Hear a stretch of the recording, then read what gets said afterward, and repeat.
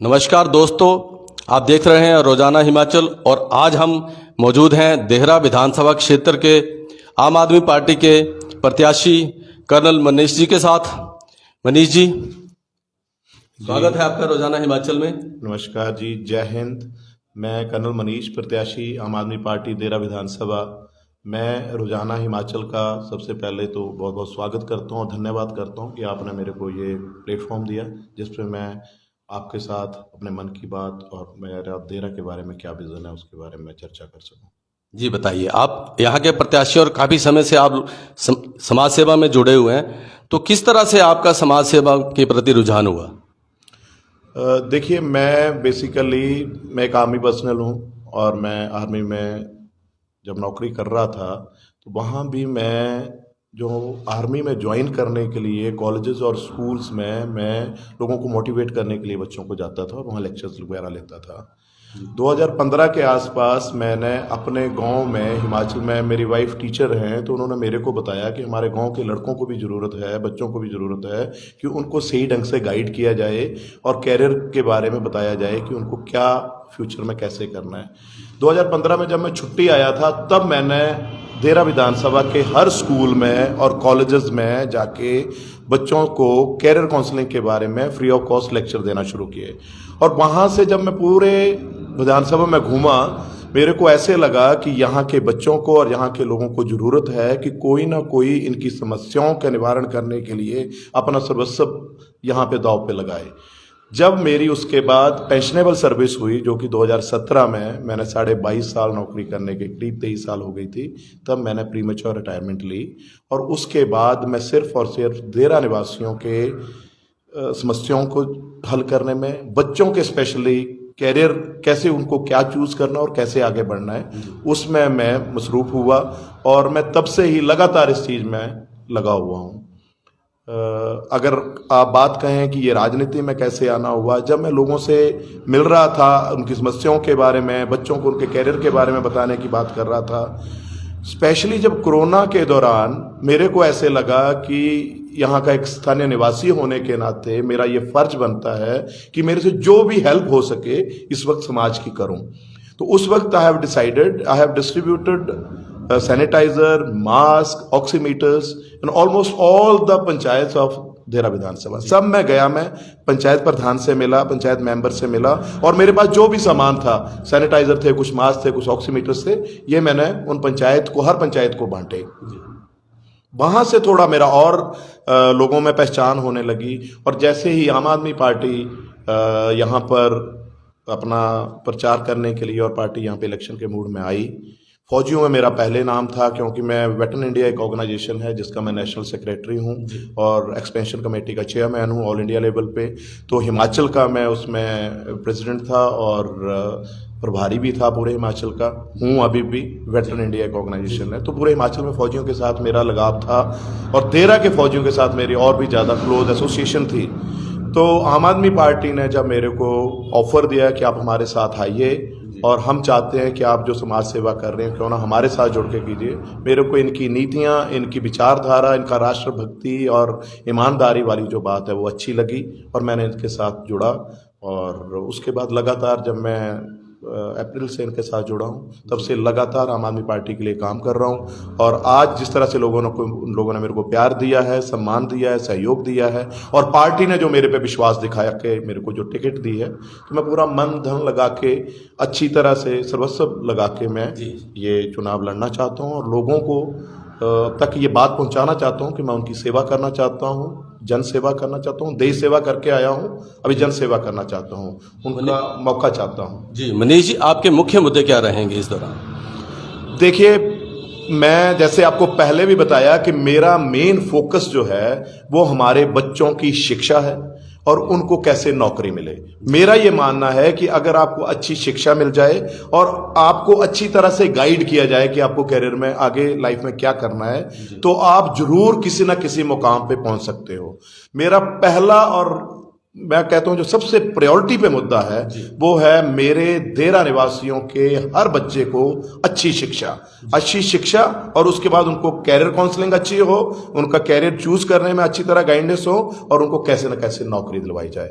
उसके बाद स्वास्थ्य का हमारा मुद्दा है। बहुत सारे हॉस्पिटल हैं हमारे देहरा में, बड़े बड़े हॉस्पिटल हैं, डिस्पेंसरीज हैं, पर किसी भी तरह का जो आप सुविधाओं के नाम पे बताओ तो बिल्कुल ज़ीरो जो है वो सुविधाएं प्राप्त होती हैं। हर चीज़ के लिए हमें टांडा जाना पड़ता है। यहाँ की अगर आपको छोटी से छोटी भी समस्या हो जाए तो भी गवर्नमेंट हॉस्पिटल में कोई हेल्प नहीं मिलती। मेरी ये एक लड़ाई है कि क्यों ना हमारे हॉस्पिटलों को अच्छा किया जाए, और ये मेरी जो लड़ाई है वो आम आदमी पार्टी की जो विचारधारा है, उनकी जो लड़ाई है उससे बिल्कुल मेल खाती है। इसलिए मैंने आम आदमी पार्टी का भी दामन थामा है, उनके साथ चल रहा हूँ। जी सर, आपकी पहली प्राथमिकता क्या रहेगी अगर आप विधायक बनते हैं? देखिए, मेरा अपना मानना है, मैंने पहले भी कहा, शिक्षा और स्वास्थ्य। मैं शिक्षा पे काम करना चाहता हूं। पहली मेरी लड़ाई ये रहेगी कि मैं हर स्कूल में जो टीचर हैं हमारे, स्पेशली आज की राजनीति मैं देखता हूं, मेरी वाइफ भी टीचर हैं, इतने क्वालिफाइड टीचर हैं हमारे सरकारी स्कूल के जो टीचर हैं, बहुत ही इंटेलिजेंट लोग हैं, पर उन पे तरह तरह के दबाव बनाए गए हैं। उन पे जो लोकल विधायक है या लोकल जो हमारे राजनीतिज्ञ हैं वो दबाव बनाते हैं, बदली का डर दिखाते हैं, और ऊपर से जो एडमिनिस्ट्रेशन है हमारा वो उनको पढ़ाई के अलावा हर दूसरा काम देता है। मेरी प्रायोरिटी ये रहेगी, पहले टीचर को सिर्फ और सिर्फ पढ़ाई का काम दिया जाए, दूसरा उनके सिर पर जो बदली का डंडा और जो डर दिखा रखा है उसको दूर करूं। उनकी मनमर्जी से उनके स्कूल में पोस्ट किया जाए, चाहे वो घर के नजदीक जाना चाहते हैं तो घर के नजदीक, दूर जाना चाहते हैं तो दूर, उसकी चॉइस के हिसाब से उसको स्कूल में पोस्टिंग की जाए, और सिर्फ उसका एक ही काम दिया जाए उन्हें कि उनको सिर्फ पढ़ाना है। ये मेरा प्रायोरिटी रहेगी। मैं कर्मचारियों को चाहता है, चाहे वो शिक्षा विभाग के हों, स्वास्थ्य के हों, आपके लोक निर्माण विभाग के हों, आपके जल विद्युत वाला जो हमारा जल मिशन वाले जो पानी वाला जो डिपार्टमेंट है हमारा, लोक निर्माण विभाग है हमारा, इन सब के जो भी कर्मचारी हैं उनको मैं बदली के डर से जो है उससे मुक्ति दिलाना चाहता हूं कि आपकी ट्रांसफर कोई नहीं करेगा। आप अपनी मर्जी से जहां काम कर रहे हो कीजिए, पर आप दिल से काम कीजिए, और मेरे देहरा के लोगों को बेस्ट सुविधा दीजिए। जिस भी जगह आप जिस भी ऑफिस में बैठे हैं वहां से आप बेस्ट सुविधा दीजिए, ये मेरी प्रायोरिटी है। मनीष जी, शिक्षा और स्वास्थ्य के अलावा और क्या समस्याएं हैं जो आपके चंगर क्षेत्र में? देखिए, मैं अभी गांव गांव में घूम रहा हूं, बहुत सारे लोग ऐसे हैं आज आज़ादी के 75 साल बाद भी सड़क से नहीं जुड़े हैं जी। मैं कल ही धनगढ़ पंचायत का एक लुलूड़ी करके गांव है, मैं वहां पे अपने अभियान में था, वहां पे एक आदमी एक्सीडेंट हो रखा था, पेड़ से गिर गया था, उसे हॉस्पिटल लेके वापस आ रहे थे, मैं वहीं था फॉर्चुनेटली। मैंने देखा कि उनको वो 4 पाई पे उठा के लेके आ रहे हैं। आज 70-75 साल बाद भी आज़ादी के वहां पे रोड नहीं है। मेरी प्रायोरिटी, अच्छा, जब उनके पूछा कि रीजन क्या है, तो रीजन गवर्नमेंट ये देती है कि फॉरेस्ट लैंड बीच में आ जाती है। मैं जब विधानसभा में अगर मेरे को मौका मिलता है पहुंचने का, तो सबसे पहले मैं इस कानून को बदलवाना चाहता हूं। देखिए जी, फॉरेस्ट का जो रूल बना है वो नेशनल लेवल पे जो शहर वाले लोग हैं उनकी वजह से, जहां पे 5 या 10% फॉरेस्ट लैंड है, वहां के लिए रूल बना है कि आपको रोड निकालना है तो फॉरेस्ट को डिस्टर्ब नहीं करना है। वहां जो 5 या 10% फॉरेस्ट लैंड है, हिमाचल में मोर देन 85% लैंड है। यहां पे वो रूल लागू नहीं हो सकता जो दिल्ली में या मुंबई में है। यहां का जो है, जो अगर किसी को रोड बनाना है तो उसकी जो परमिशन है वो डीएफओ लेवल पे मिलनी चाहिए। तो रास्ते निकालना, पानी पहुंचाना, और इसके अलावा मेरे लोकल मुद्दे बहुत हैं। हमारे पौंग डैम औस्ती लोग हैं जो कि पिछले 50 साल से बेघर हुए थे। हल्द्वानी संस्कृति हमारी इतनी समृद्ध संस्कृति थी, उसको बर्बाद कर दिया गया। चलो, जरूरी था तरक्की के लिए, मॉडर्नाइजेशन के लिए, डेवलपमेंट के लिए हमें कुछ ना कुछ सेक्रीफाइस करना पड़ता है। मेरी हल्द्वानी संस्कृति के वहां के लोगों ने ये अपने सब कुछ न्यौछावर किया देश की तरक्की के लिए, पर क्या उनको उसके एवज में वो सब कुछ मिला जो उनके साथ वादा किया गया था? आज भी ये प्रश्न है। आज भी लोगों को मुरब्बों के नाम पे राजस्थान में चक्कर कटवाए जा रहे हैं कि आपको इतने एकड़ जमीन दी जाएगी, पर ग्राउंड पे नहीं मिली है। जिनको मिली थी उनको किसी ने जबरदस्ती वहां रोक रखा है, जिनको छुड़वाया नहीं जा रहा है। राजस्थान गवर्नमेंट के साथ हमारी गवर्नमेंट बात करती है, पर वो ढाक के 3 पात बाद में बाहर आ जाते हैं कि कुछ भी नहीं रिजल्ट निकलता है। मेरी लड़ाई ये भी रहेगी कि मेरे पौंग डैम औस्ती जो 50 साल से, अभी तो 50 साल के आधा शतक हो गया तब से ये लड़ाई लड़ रहे हैं, आधी सदी से, पर अभी तक इनको ये मौका नहीं मिला, उनको न्याय नहीं मिला है। तो मेरी कोशिश है कि उनको भी न्याय दिलाऊं। आपकी सीधी टक्कर किस प्रत्याशी से है? देखिए, मैं टक्कर में विश्वास नहीं करता, मैं अपने पे विश्वास करता हूं। मैं एक आम घर से निकला हुआ बच्चा हूं। मैंने जो भी किया है आज तक अपनी मेहनत से अचीव किया है। मेहनत में मेरे को पता है कि मैं कितनी मेहनत कर सकता हूं। मैं 24 में से 22 घंटे भी मेहनत करने का जज्बा रखता हूं। मैं कर भी रहा हूं और करूंगा भी। मैं किसी को भी अपना कंपटीटर नहीं मानता और फौजी हूं। कंपटीशन हो भी किसी से तो खुले दिल से स्वीकार कर रहा हूं और करूंगा कंपटीशन, लड़ूंगा, अपनी मेहनत करूंगा। पर रिजल्ट ऊपर भगवान के हाथ में है और जिन लोगों को मेरी मेहनत देखेंगे, जिनको अच्छा लगेगा, मेरे को सहयोग की मैं उम्मीद करता हूं और लोग मेरे को सहयोग दे भी रहे हैं और मेरे को लग रहा है कि बड़ा अच्छा होने वाला है जो भी भविष्य में होगा। मनीष जी, आप समाज सेवा करते करते राजनीति की तरफ आपका रुझान बढ़ गया, जो आपने अभी पहले बताया कोविड पीरियड में। लेकिन आपने आम आदमी पार्टी को ही क्यों चुना राजनीति में आने के लिए? दूसरी पार्टियों को क्या बातचीत की थी आपने? नहीं, पार्टियों ने बात भी की। मैंने कुछ दिन किसी पार्टियों के साथ बात भी की है। उनके साथ मैंने उनके सम्मेलनों भी गया हूं। जब ऑफकोर्स जब आप एक थोड़ी सी फेमस पर्सनैलिटी बन जाते हो तो लोग आपसे जुड़ना चाहते हैं। मैंने 2019 में, मार्च 2019 में देहरा में एक शहीद आजम भगत सिंह जी के शहीदी दिवस को मनाया था। जब मैंने सारे फौजी इकट्ठे किए थे तो उसमें करीब 2000 के करीब फौजी इकट्ठे हो गए थे। And that was the point जब पूरों को ये पता चला कि ये कौन लड़का है, कौन फौजी है जिसने 2000 के करीब फौजी इकट्ठे कर दिए। अच्छा। मेरे को दोनों पार्टियों ने अप्रोच किया। मैंने उनमें से किसी पार्टी के साथ जो मेरी विचारधारा थोड़ा मेल खाती थी, काम भी करना शुरू किया था। पर आपको जैसे मैं बताऊं कि मैं जैसे शहीद आजम भगत सिंह जी का शहीदी दिवस मैंने 23 मार्च 2019 में पहली बार देहरा में मनाया। उसके बाद मेरी प्रायोरिटी बच्चों को कैरियर काउंसलिंग, बच्चों को शिक्षा के बारे में बताना, ये जो दो मेन चीजें थी जो मेरे दिल के बड़े नजदीक हैं। आम आदमी पार्टी की भी ये दो चीजें जो है वो उनका मेन जो कोर ऑफ द जो उनका जो कॉन्स्टिट्यूशन है उसके मेन मुद्दे हैं। तो ऑफ कोर्स मेरे वो ऐसे लगा कि ये पार्टी ना मेरे लिए ही बनी है। अच्छा। और मेरे को जब इनका ऑफर आया, जब इनका प्रपोजल आया तो मैंने बिना कुछ सोचे समझे मैंने कहा ठीक है, मैं आपके साथ काम करने को तैयार हूं। क्योंकि जो मैं चाहता हूं शायद पार्टी भी, आम आदमी पार्टी भी वो ही चाहती है। तो मैं इनका एक सिपाही बन के काम करना शुरू किया। चुनाव से पहले सभी पार्टियां जो अपना घोषणा पत्र जारी करती हैं और आम आदमी पार्टी ने भी अपनी 10 गारंटी जो हैं वो उनको सुनिश्चित करने की बात कही है। आपको क्या लगता है कि अगर आप विधायक बनते हैं तो क्या ये 10 की 10 गारंटी आप यहाँ दे पाएंगे अपने क्षेत्र में? डेफिनेटली हमारी सरकार बनेगी तो हम देंगे। आप देखिए दिल्ली में दिया है, पंजाब में भी दे रही है। सारा 6 महीने की सरकार में ऑलमोस्ट आधे से ज्यादा गारंटीज दे दी हैं पंजाब गवर्नमेंट ने। और हिमाचल में भी मैं विश्वास दिलाता हूं और अपने आप पे मेरे को पूरा कॉन्फिडेंस है कि हमारे राष्ट्रीय संयोजक श्री अरविंद केजरीवाल जी के मार्गदर्शन में और उनकी डायरेक्शन में हम जल्दी से, जैसे ही सरकार बनी विद इन 6 मंथ, जैसे पंजाब की सरकार with in 6 month all the guarantees they are fulfilling, उस तरह हम भी we will fulfil all our guarantees जो भी हमने प्रॉमिस की हैं लोगों के साथ हो जाएंगी। और सब कुछ है। कोई कहता है कि ये रेवेन्यू कहां से जनरेट करेंगे, कहां से लाएंगे। देखिए भ्रष्टाचार जिस तरफ से बंद हो गया ना, उस दिन रेवेन्यू अपने आप ही जनरेट शुरू हो जाएगा। पूरे इंडिया में लोग कह रहे हैं कि आम आदमी पार्टी जो वो कुछ भी फ्री वीज दे रही है, दुनिया भर का फ्री की रेवड़ियां, पीछे चल रहा था सब कुछ।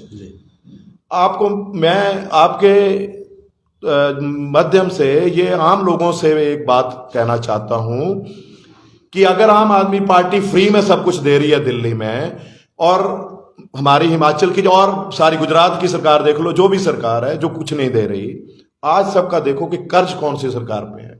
आज हिमाचल सरकार पे कितने 1000 करोड़ का कर्ज है आपको पता है, गुजरात सरकार पे कितना है, यूपी सरकार पे कितना है, हरियाणा सरकार पे कितना है, महाराष्ट्र सरकार पे कितना है। और एक ही सिर्फ सरकार है दिल्ली गवर्नमेंट, दिल्ली की सरकार, जहां पे एक पैसे का भी कर्ज नहीं है, जबकि वो सब कुछ दे रहे हैं जो उन्होंने, जिसको ये फ्रीवीज कहते हैं। देखिए जरूरत की चीज किसी को देना फ्रीवीज नहीं है।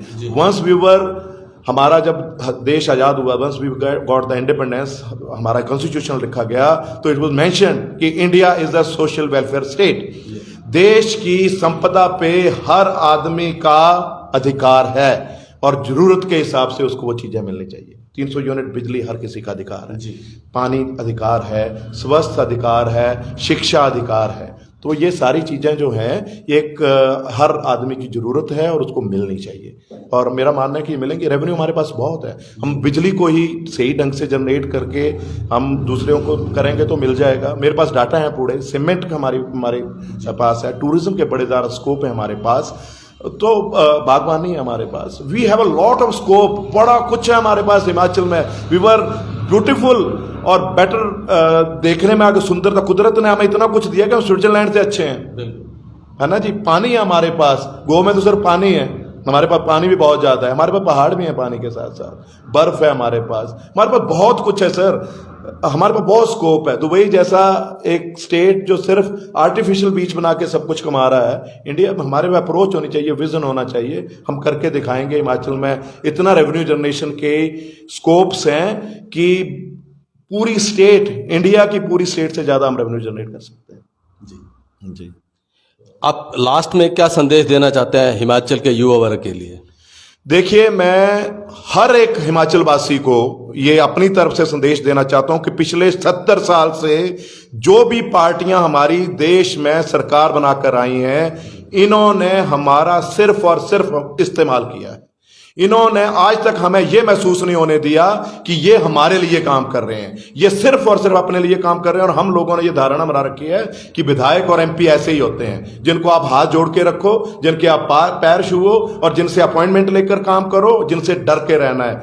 मैं ये आम आदमी से, हर किसी से एक निवेदन करना चाहता हूं कि आपकी वोट में बहुत बड़ी ताकत है, आपके वोट ने इनको ताकतवर बनाया। जिस दिन आप इनको वोट नहीं देखो, ये आपसे कमजोर हो जाएंगे। इनसे डरना नहीं है, आपने उस आदमी को चुनना है जो आदमी आपके भविष्य की बात करे, जो आदमी आपके बच्चों को शिक्षा दे, जो आदमी आपके बच्चों को नौकरी दे, जो आदमी आपके बुजुर्गों को तीर्थ यात्रा पे ले जाए, जो आदमी आपके बीमार आदमियों का इलाज करवाए, जो आदमी आपके बच्चों को नौकरियां दे और बेरोजगारी भत्ता दे जब तक नौकरी नहीं मिल रही, वो आदमी, जो हमारे कर्मचारी जितने में, ये सभी पेंशन लेते हैं, जिस दिन इन्होंने ओथ ले ली उस दिन इनको पेंशन मिलना शुरू हो जाती है। हमारे कर्मचारी भाई चपड़ासी से लेकर प्रोफेसर तक सबको पिछले 2003 के बाद किसी को ये पेंशन नहीं देते। जब कोई कहता है कि पेंशन देनी है तो ये कहते हैं कि आप इलेक्शन लड़ लो।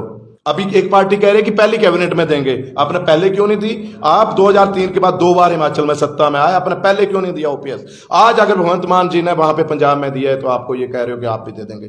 केजरीवाल जी जो कहते हैं वो करते हैं। इस बार जब वोट देने जाओगे, अपने लिए वोट देना, अपने लिए, अपने बच्चों के भविष्य के लिए, अपने बच्चों के स्वास्थ्य के लिए, अपने बच्चों की नौकरी के लिए और अपने प्रदेश की खुशहाली के लिए। यही मेरा संदेश है। ठीक है, धन्यवाद करना मनीष जी, बहुत बहुत शुभकामनाएं रोजाना हिमाचल परिवार की तरफ से। थैंक यू सर, आपका भी रोजाना हिमाचल का बहुत बहुत धन्यवाद, जिन्होंने मेरे को ये प्लेटफॉर्म दिया। मैं आपका ऋणी हूं और आशा है कि आप मेरे साथ ऐसे जुड़े रहेंगे और मेरे जो विजन है, मेरी जो बातें हैं, वो मेरे आम लोगों तक पहुंचाते रहेंगे। बहुत बहुत धन्यवाद, थैंक यू वेरी मच। जय हिंद, जय भारत, जय हिमाचल। ठीक है मनीष जी, थैंक यू।